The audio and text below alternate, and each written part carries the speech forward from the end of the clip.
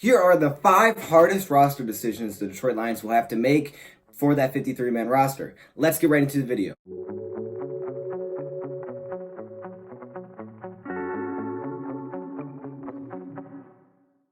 As the Detroit Lions look to bring the roster down to 53 players for the start of the season, there are a lot of hard decisions that they will have to make. So in this video, I came up with a list of 5 of the hardest decisions I think the Detroit Lions will have to make in 2019. Now, what I want you guys to do is let me know in the comments below what you think will happen, your opinions. But basically, there could be other things on this list, but here's my top 5 that I think are really, really hard. I think they're going to be very tough for the Detroit Lions to make these decisions. And coming in at number 5, we started off with one player, and that is PJ Johnson. I think PJ Johnson, it's going to be hard to make a decision on whether or not PJ Johnson makes the team or he doesn't make the team. The Detroit Lions currently have a lot of defensive linemen that we know will make their team. Here are guys that I'm pretty sure are safe for the Detroit Lions right now: Trey Flowers, Deshaun Hand, Stax Harrison, Mike Daniels, Romeo Okwara, A'Shawn Robinson, and Austin Bryant. So that gives you 7 players.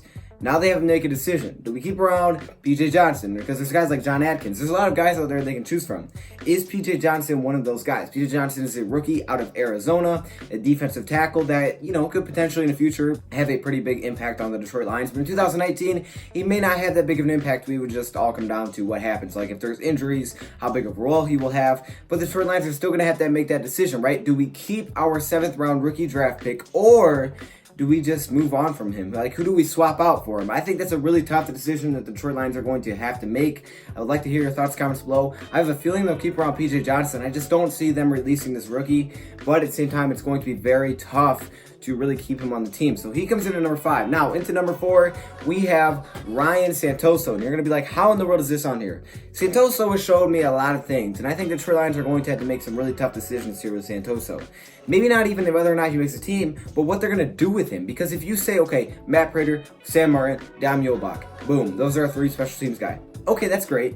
What do you do with Ryan Santoso? I don't want to just let this guy go. He is way too talented. So you're going to try to trade him? Do you even want to let this guy go somewhere else? Because I think he's that talented. Is he even fighting for a starting spot at this time? I don't know. I'm not inside Detroit Lions locker room, and I may be crazy to say that he is fighting for time with Matt Prater. But at the same time, I just see so many good things out of Santoso. I know he's not proven.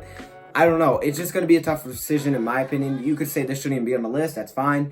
For me, though, I think this is really hard. I would struggle with Ryan Santoso. He comes in at number 4. Now, into the fun part. We are into the top number 3. And coming in at number 3 here, we have a backup quarterback position, okay? Who is the backup quarterback? We know Matthew Stafford's the starter. Now, who's the backup? Because a lot of times you only hold 2 quarterbacks. Sometimes you hold 3, but assume they hold 2, right? Who is the backup quarterback? Okay, and you have a lot of options right now. You have Josh Johnson, who seemed to be kind of struggling, comfortable, but struggling. So that's not really a good sign. David Fales and Tom Savage. Those are your 3 guys really to choose from at this time. So who do you go with? I know a lot of people are saying Tom Savage. Yes, he does look like the best backup, but he does have a concussion. So how is that going to affect who they decide to put as the backup, right? Because he's probably not going to practice much until the year even starts. Then you have David Fales, who I know how you guys feel about David Fales, so we'll just move on. And then you have Josh Johnson, a new man of Washington. Some people like him, some people don't. We are still waiting to see what he does this next preseason game. Look, a lot of guys have potential to show what they can do. We're going to keep these guys around. Throughout this preseason, we're going to learn a lot about the backup quarterback position. But for the Lions, I think they're going to have to make a lot of tough decisions there. And I'm really curious to see who they put as that backup quarterback. If I had to bet, I would say Tom Savage. But who knows, stuff happens. Now, at number 2, I have the final 2 wide receiver positions. This is hard. How in the world do you pick 2 wide receivers out of this group? I mean, please, someone explain to me. This is tough. Let's look at some of the wide receivers, right? We know our first 3. Marvin Jones, Kenny Galladay, Danny Amendola. Boom, bang, move on. Now you got 2 more spots really to fill out. Okay, now I'm going to say Jermaine Kearse on IR. You'll leave him there. So now you fill out 2 more wide receiver positions. Who are those guys? Because you have a lot of options.